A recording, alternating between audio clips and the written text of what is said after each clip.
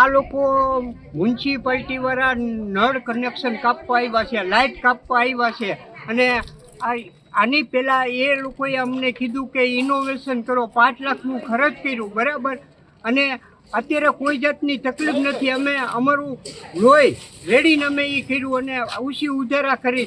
અત્યારે અમારી આગળ કોઈ જાતના ધંધા નથી અને અમારે બાળ બચ્ચા લઈને જાય ક્યાં? અત્યારે આટલો ટાઈમથી અમે રહી છીએ અને અમારી આગળ દસ્તાવેજ છે, મ્યુનિસિપાલિટીના વેરા ભર્યા છે, બધું ટાઇટલ ક્લિયર છે, છતાં અમને હેરાન કરે છે. અમારે કરવું શું?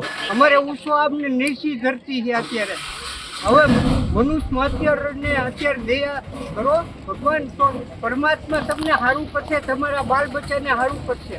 નોટિસ આપેલી હતી પણ ઇનોવેશનની આપી હતી એટલે અમે ઇનોવેશન કરી નાખ્યું. 5 લાખનો ખર્ચો કર્યા પછી અત્યારે પાછા લાઇટ કનેક્શનને પાણી કનેક્શન કાપવા આવ્યા. માંગ એ છે કે અમને આઈને શાંતિથી હવે રહેવા દો.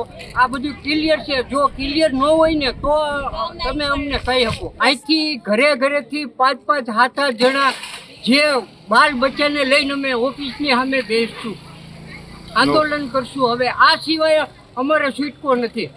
ભલે અમને ખાવા પીવા ન મળે તો કાંઈ નહીં, અમારે આમે ઉસો અમને નીચી ધરતી છે. અમે ત્યાં જઈને ધારણા કરશું.